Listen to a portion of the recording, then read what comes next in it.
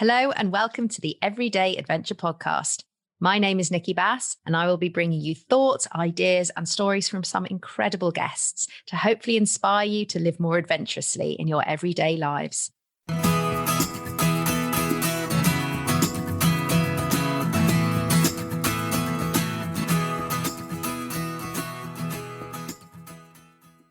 So today I am really excited to welcome Moose Mutlow to the show. Moose has over 30 years in the outdoor adventure world and has worked in educational experience, both traditional and alternative, around the globe.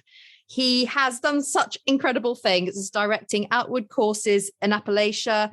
He is juggled as a street performer, and he's also worked as a deputy head in the Kalahari. And since 2002, Moose has been a member and senior trainer of the Yosemite Search and Rescue team. And he has also been the lead trainer for Family Liaison Officers for the National Park Service. And one of the joys of this podcast, it has to be said, is that I get to connect with people who I might never come across normally.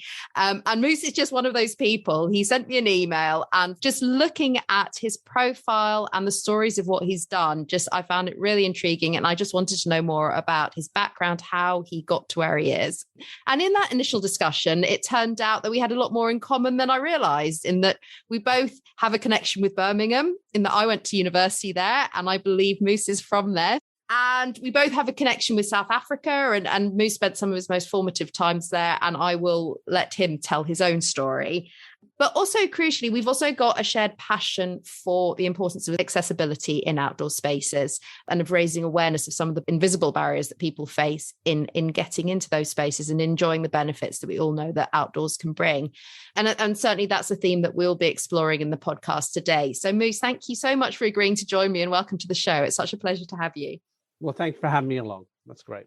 I think with you, it would be wonderful to begin with if you could just share a bit of your story, how you got to a place coming from the UK, how you got to a place where you're working in such an iconic, anyone who's heard of the US or is interested in outdoor and adventure and national parks will have heard of Yosemite. And search and rescue, I know, is something that fires up so many people's imaginations. And so how did you get to that point where you were working over there? A lot of luck. I think I was one of those people who had some opportunities that came along, and I said yes to them. And I started traveling relatively early and grabbing any opportunity to do different types of work. So really early on, when I left high school, I had a gap year, and I ended up doing a bunch of work, whether it was a bar manager or working as a fishery officer. I ended up in Southern Africa, and that sort of set the bar for grabbing opportunity.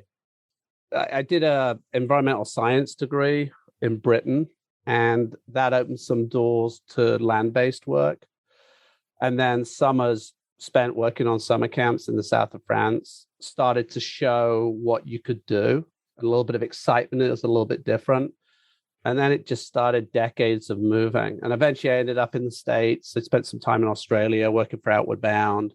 I worked in the States for Outward Bound for about a decade, and then gravitated to a lot of the specialist programs, whether it was working with Vietnam veteran programs or working with people with challenges or addicts. And then it's a journey. So at some point I'd ended up I was going to the Arctic to guide, and somebody said, "Hey, you got an interesting education background." I picked up a PGCE, a postgraduate certificate education at some point, and they needed an education director. And I started working in national parks for a group called NatureBridge, which is the largest provider of environmental ed in the American national park system. And because you work in the parks, you get exposed to a lot of opportunity there. So I worked with the bear team, I worked with some messaging teams, and ultimately ended up in search and rescue. And I've been working search and rescue as a community member and as a senior trainer for nearly 20 years. Gosh, I mean, I suppose when you look back on that career so far, and, by no means, reflecting on, that it's at the end now, that, you've got plenty to come still, I'm sure. I hope it's not the end. I suddenly realized as I phrased that question, I was like, that sounds like I'm giving you a Lifetime Achievement Award or something. I'd like to think there's a lot more to come, but right, okay. Anyway, what have been some of the key highlights? What are the things that really you think actually those were really formative moments for me? That's enabled me to go in a different direction or to achieve something that I never thought I would? I had an opportunity early on. I have a sibling who worked a lot in residential social work, and I got a chance to tag along with her and work within different homes with people with different levels of challenge. And that really opened my eyes to how fortunate I am, and that I needed to think about grabbing opportunity, because a lot of people are denied that because they have some level of challenge or because of a socioeconomic piece or a cultural piece. They get denied that opportunity. So that was a really key one. And then along the way, it was a realizing that I like traveling, but I really like working in one place and learning about it and developing relationships with people in communities. And that was a really good lesson, because that's the thing that starts to go beyond just having a picture of the Taj Mahal. It's starting to understand and build respect for different cultures. I mean, I haven't got a lot of photographs of places, but I have a lot of memories of people. That's what life should be about. It isn't how many you've got on your tick list. It's about how deep the relationship you have with the people who live in that place. And I think travelers can miss that. I think it can become a real Instagram, been there, done that, but you haven't really experienced it. There's a big difference to I just did a trip out in the Gulf of Mexico for Outward Bound with a group of veterans, and sitting on a beach with the Gulf of Mexico lapping its waters on that sandy shore with a group of people who are processing their experiences of war or being in the services is a really rich experience. And it's very different from grabbing a beer and going on a booze cruise through the same set of islands. You can see dolphins off the bow of the booze cruise, or you can watch them pushing fish up the beach right at your feet. That's a much richer experience. And I've always chased richer experiences. That's so interesting, isn't it? I think, whilst, like you said, it's about a career or enjoying time spent in the outdoors and the attractions that, the travel and adventure brings, actually that connection with people is ultimately pulls us back or often makes us remember a place or a time more vividly. And like you said, sort of can ground us really in a sort of I suppose it gives it a meaning in lots of ways. And I think, I was just reflecting as you were saying that on, certainly since I've started this podcast and been in touch with such a community of incredible people who do much more adventurous things than I generally do. But actually, whilst a lot of it is about the adventure, so much of the richness of doing this is about connection with the people you meet and the stories you hear. And that sounds like that's sort of resonant in terms of the connections you've made and the stories you've heard along the way too. And I guess how that's formed your path as well. And I'm a lot more interested in people there are people who chase summits, and I get that drive. I'm just not really that interested in it. I'm really intrigued about craftsmen, people who do things in the outdoors and they're modeling the best of their craft. Like we have a neighbor who's just builds the most amazing barbed wire fences. If you ever worked with barbed wire, it's horrible.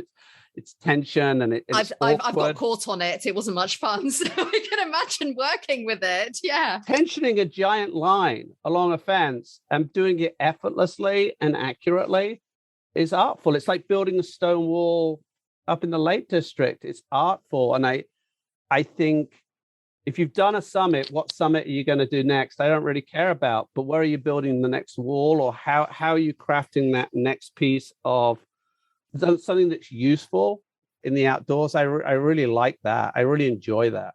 I am jealous of that. No, I can completely appreciate that. I just wanted to go back to your experience within the sort of the search and rescue field. And I know you've done quite a considerable amount of work and training around family liaison officers. And when I read that part of your bio, I was really intrigued because I guess it connected to sort of experiences that I'd had potentially in the military around casualty notification and that whole process of support for families who've been affected by accidents, incidents, I guess in your case, in the outdoors. And I just wondered how you got involved in that and what have been some of the challenges that you see faced in that area, some of the things that you've learned from doing that work.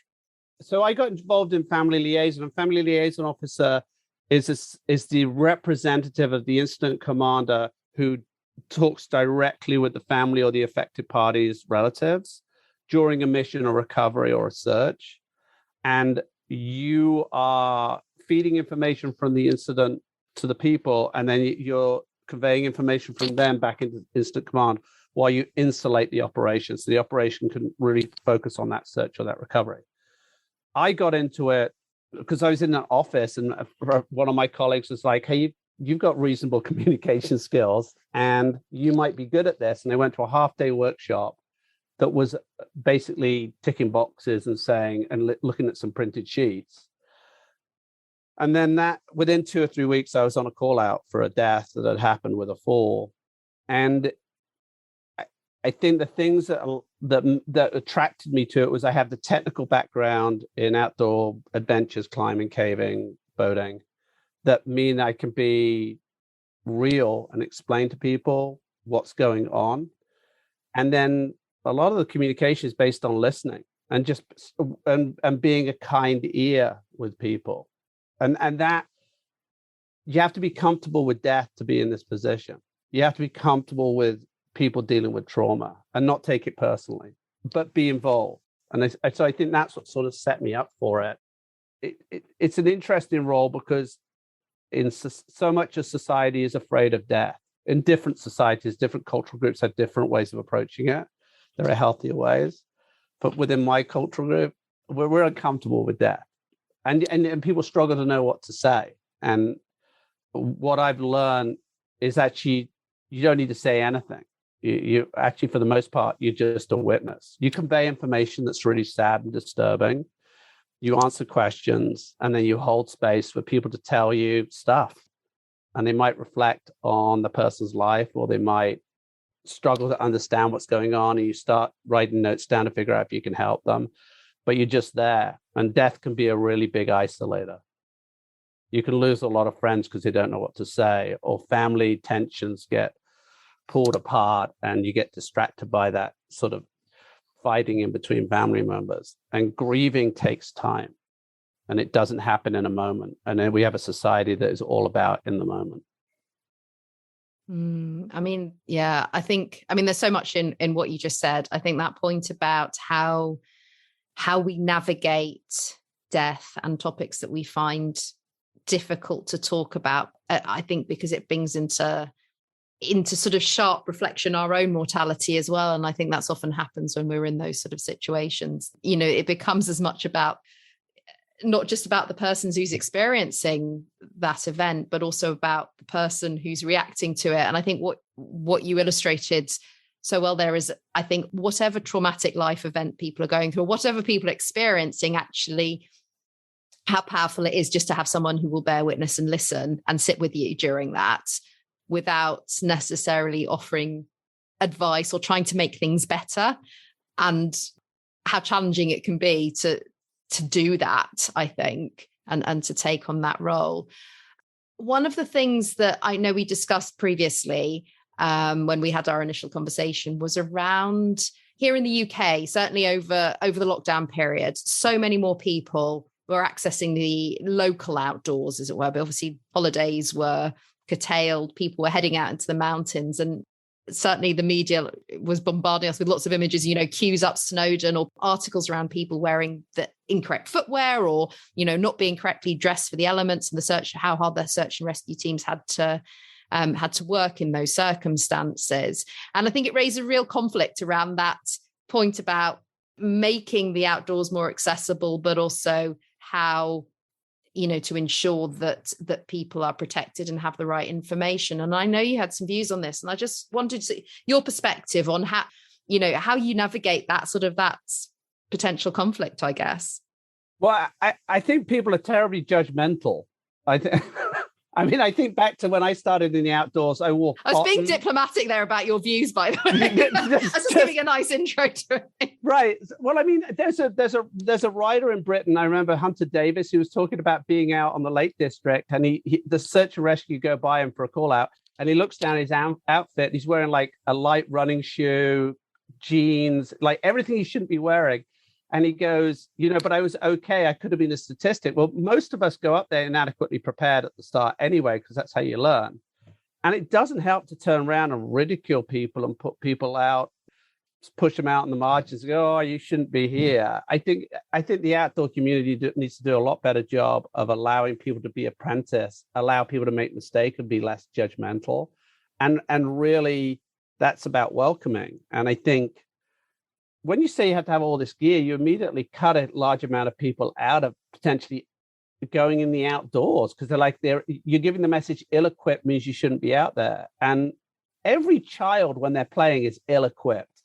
Like, they're falling off of climbing frames, they're making bad decisions climbing trees, they're tripping over and falling in the mud, and they aren't wearing the right stuff, and they're fine. And I think it's a tiny percentage of call out that happens that is really poor gear. A lot of times it's people not understanding there's a blizzard coming, or not understanding that they could access this really good resource for the weather. It's gear as a small part. I mean, going to the ocean and being rescued by the Lifeboat Institute because you're on a floating unicorn, there's some legitimacy in there, right? But you are on a floating unicorn and you survived and you have a story. And as Paul Petzold said, bad experiences lead to good judgment.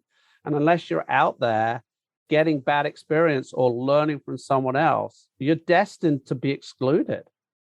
I think it's the snobbery around the outdoors and having the right gear is absolutely bizarre, because the place that needs constituents and a growing user group to preserve it is the outdoors. You want everybody who goes out there to vote for conservation or preservation or access. And it drives me nuts. There was an incident in the US where a person made a decision on skiing or snowboarding and they ended up in the wrong place. And the story was about their lack of preparation. They came out 12 hours later. And the fact they missed was they self-rescued over 12 hours. They didn't need to be rescued by search and rescue. They actually had the thinking to retrace their steps. They got themselves out of it. That's the story. And everybody has that deep resilience that they can, at a flick of a switch, that if they're given the right coaching and the right support, means that they can do a little bit more, they can be a bit more exposed to risk, and they can manage themselves more effectively. It just needs a kinder society. And I know you mentioned that, out on the trails, I think you said in the US that you have rangers or guides who will meet people on the paths and sort of let them know if storms are coming and that sort of thing. I mean, right. The Grand Canyon is a really good example. There's a lot of dehydration and overhydration that happens in the Grand Canyon because of the temperatures. So they have really stark signposts at the top of the trails that sort of say, hydrate or die. It's a very clear message. And then they have a really good preventative search and rescue program that guides people through how much water they need. Or do you understand that you're doing umpteen thousand feet of ascent and descent? Do you know what the temperature is? And that program is a fantastic blueprint for equipping people with making good decisions. And I think education perhaps has drifted into like certification. This is how you lead. This is how you set up a day. And actually the best teacher is just going out there and doing your own trips and having personal experiences that build that bag of tricks to be safe. And now we've moved to a point where there's a lot of certifications. I'm so glad I'm not in outdoor education now, because I don't want to go and get 5 or 6 different qualifications for all the disciplines I do with all the added expense. Another exclusion, it excludes people again financially, and it doesn't necessarily make you a safer person. It's the richness of your personal experience outside of leading institutionally that makes you safe. If all you've done is lead other people up and down Kalahari Desert, that's all you've ever done, and you've never done your personal expeditions, and you've never broken out of your comfort zone, I'm not sure you have as much to offer as somebody who comes from a Scottish mountaineering background, who's done sea kayaking off of the Irish coast, who's been out on Dartmoor when it's really raining and it's super boggy. Like, that's a much richer piece if they've done it themselves. Yeah, and that's such a good point about the comfort zone, being in a place where you've had to rely on your resources in order to get through it, whether that's psychologically get through something or physically. And just as you're talking, I was thinking back sort of some of, my formative experiences in the outdoors, and actually sometimes they have been from complete place of, naivety or making a poor decision, but also that in order to grow, in order to develop, in order to make good decisions in the future, it was really important to actually have some of those experiences. And I think, leading back to your point about kids as well, by protecting them and by creating everything completely safely, it potentially negates that learning that they do. And I think that's a real challenge as a society and as parents, or as people who are creating adventure experiences for young people and for older people as well. How you get them to that sense of pushing boundaries and exploring and learning without doing it all for them, and at the same time making sure that risk and safety is covered. I think it's really challenging. Well, there's two things that struck me there. One of them is in Germany. I don't know whether you've seen this. In these sort of outdoor playgrounds, they've been working with insurance companies to actually help design them. And so they've got new sort of climbing frames and climbing structures.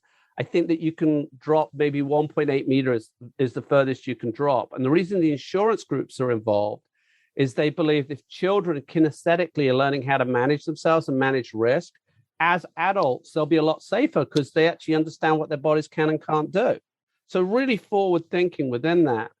And I think the other piece is that unless you give everybody a chance to go out there and kind of have a bit of an epic, and you always play safe, they get a false idea about what they're capable of. There's a quote that I've never figured out who said it, but there's probably somebody who's going to claim it, is the job of the instructor is not to teach the course, but it's to allow the students to take it.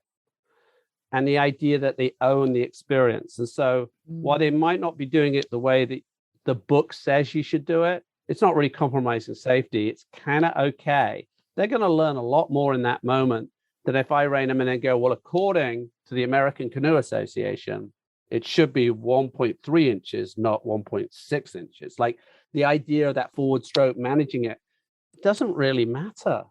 I had this group I had on the Gulf of Mexico. They were all service people and they knew navigation. They knew how to work as a team. They got almost to our endpoint within like 2 hours. Normally it would take a group the best part of a day. And it got to this endpoint and we were like, would you want to go to the Gulf of Mexico? And I said, I have bias here. As an instructor, I have bias because I know out there are less mosquitoes and we'll be on a beach. And they're like, all right, let's go for it. And they didn't have great technique in their boats because you didn't waste a lot of time teaching them how to paddle. That was going to come later. They just worked really well as a group. And I could have said, here's my checklist. But actually, you let them have the experience and they own it. And they're going to perform at increasingly higher levels of independence. There is something beautiful in that moment.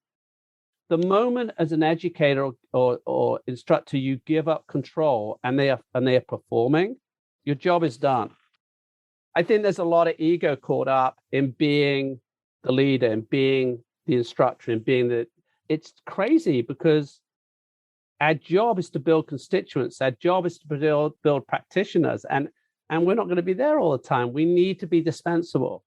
And so to be able to slip into the shadows in that leadership and let people actually practice their leadership is really important.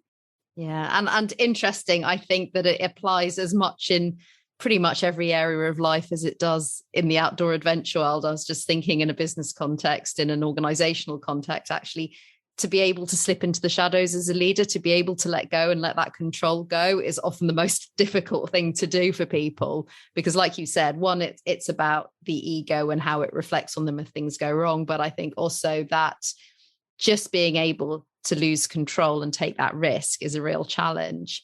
I'm just wondering, you've had this sort of really vast array of experiences and, life events up to this point. And I was just wondering, looking forward, have you got anything that you think, actually, that's something I would really like to learn more about? That's something I really want to achieve. Yeah, I really like expeditions. I like going to new places with a group of friends and going from A to B and having that joint experience. I'm really intrigued about something called psychological first aid, which is this idea of working with people who've had some level of trauma. Trauma stops you from living the life you want to live, essentially, and helping peer groups recognize where they're at through in traumatic experience, and then help guide them to professional help. I'm really intrigued in being part of that movement. And then I just remain open. I mean, if you spend a life of saying yes to opportunity, and I'm very lucky, I come from privilege. I recognize my privilege. And I think at the same time that I'm grabbing opportunity, at the root of it, I need to make sure it's a better world for everyone. So my main job is actually, I'm the senior project director for building a new school in Yosemite National Park that will serve an increasingly diverse population of California. Before COVID, we were serving 15,000 young people a year. More than 50% of our participants were people of color, significant amount of scholarship. It's opening up, democratizing the national park system for everybody and showing it's their birthright in America. I'm very committed to that. And I think when you say what's next, I would love to get this thing open and start pumping students through these experiences to show them the power of the national park system. And the thing about America is, for all the challenges that we have, for all the issues that people see with America, there is an optimism in America about that, finding ways to do things that are difficult. And quite often they do it in a difficult way.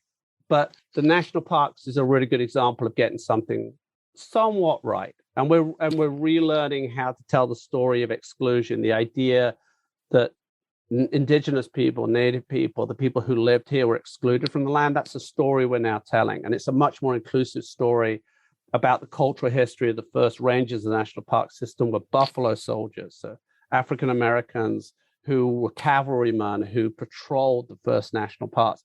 There are these great stories that bring people in as far as their history. And I think I'm really committed to helping to have a place where those voices are heard. Not me telling that story, those communities getting to tell their story. So interesting. I was just thinking about, in a way where we started with this podcast and that idea of connecting and learning from other people's stories. And it just made me think how many of those stories get lost along the way, or which become the dominant narratives as well, particularly in outdoor spaces, where which stories get told, which stories get heard, and which stories get buried. I think one of the shifts, certainly in the last couple of years, has been towards, we really need to rethink. It's the questioning. It's going, actually, is this the narrative? And where did this come from? And what are we missing? What are we not learning? And who are we not learning from? And I was just thinking, when hopefully your school does get opened and you've got these students coming through, when they're sort of taking their first steps into an adventure, whatever that looks like for them, whether it's a psychological or physical adventure, I mean, what's the one piece of advice you would give them from all your experience? I think that the chance to be someone else. I think society and school and their cultural, where they are, there's a lot of artificial pressure, and outdoors and outdoor activities can be the great equalizer. When you're all bobbing on the surf line and you're on that piece of fiberglass and you're all getting smacked by the same water, you're all laughing. You're unified. You're this family, and I think that there's a chance to sort of leave some things on the shore and embrace what you could be. And I think that's what the outdoors has given me. It's given me the chance to become who I am, and I think I am eternally grateful for that opportunity. I mean, I remember being in a survival camp up in the north of Scotland. And they threw us off a boat and we had to swim to an island and forage for food and build a shelter. And I just thought it was the greatest thing. I thought it was the most amazing thing. It was so uncomfortable, covered in stings, bites and stuff, and freezing cold water. Just thinking of the midges, yeah. Yeah, it was totally exciting. And I was like, oh, I want to do more of this. That's what I would encourage people to do, is to say, who can I be today? And quite often it's a better you. It really is. I think about My friend Pammy Johal, who's based up in Scotland, who runs these programs that are specifically serving underserved communities. That idea, that multi-decade commitment that she has shown to help her communities understand and appreciate the outdoors and be welcomed. I want every kid to have that opportunity to be welcomed. Amazing. I think, yeah, there are so many things that I could continue to pick up on and explore with you, but hopefully people will pick up and go to your website and sort of read your book and learn more about you. I mean, if people do want to know more, where can they go? I have a website, www.moosemutlow.com, and that sort of lays out some of the programs that I do, and it gives some resources for family liaison. I have a book out called When Accidents Happen, which specifically looks at the role of family liaison officer in crisis communication. And I've got on the website, there's a bunch of interviews and articles that I've been part of or written. And then I'm presenting at conferences. So I'll be at the Mountain Rescue Association conference in June, doing a pre-conference and then a panel, I believe, during the actual conference. Fantastic. Well, I'll pop all of those links in the show notes so people can go and find you. And, you know, if this is an area they're interested in, I'm sure, you know, we'll be interested in attending the conferences too, if they can. Moose, it's been such a pleasure. Like I said, I could genuinely have kept talking and we did have to cut down our pre-chat because I think that was in danger of becoming the podcast. So could have kept going for hours, but thank you so much for sharing your story and, you know, all of the adventures that you've experienced and your vision for the future as well. I think it's been incredibly inspiring for me personally, and I'm sure that people listening would have got so much from it too. So thank you again. And yeah, very best of luck with all of the projects too. Thank you very much. I really appreciate the chance to chat. Thanks so much. Take care. Bye. So a huge thank you to Moose for coming on the show and sharing his ideas. It was a pretty wide-ranging conversation. I really hope you enjoyed it. One of the things that really stuck with me and struck me as I was having the conversation, has sort of stayed with me afterwards and given me something to reflect on, was this point about failure, but not only having the space to fail, to try something, get it wrong, but also that this idea of being a beginner at something. And I think it's something that is really hard in modern society to be a beginner as an adult. You know, I know certainly my kids are often, you know, they try new clubs and new things all the time and you hope that they'll enjoy some of it. But part of the joy is just experiencing different things.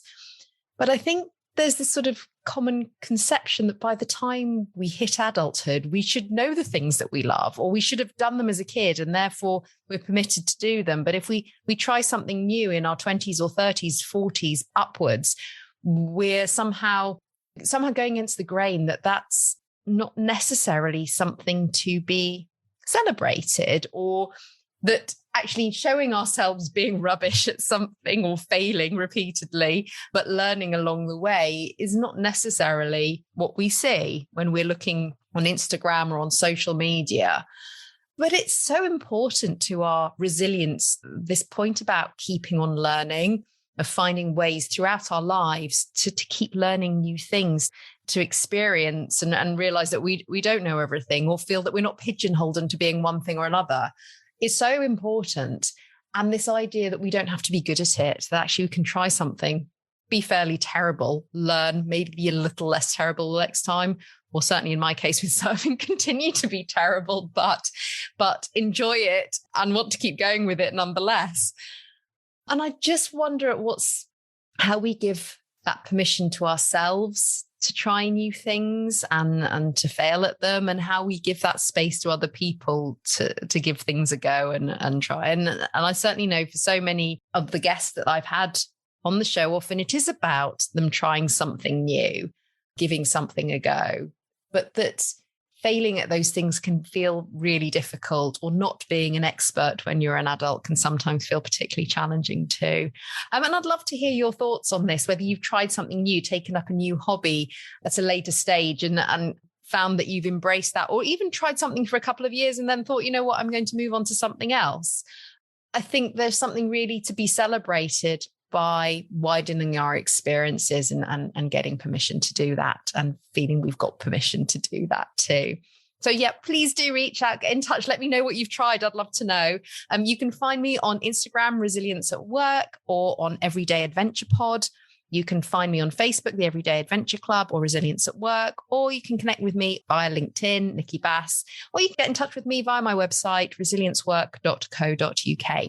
Anyway, I hope you enjoyed the episode. I'll be back again very soon with another incredible, inspiring guest to speak to, and I look forward to speaking to you then. Take care. Bye.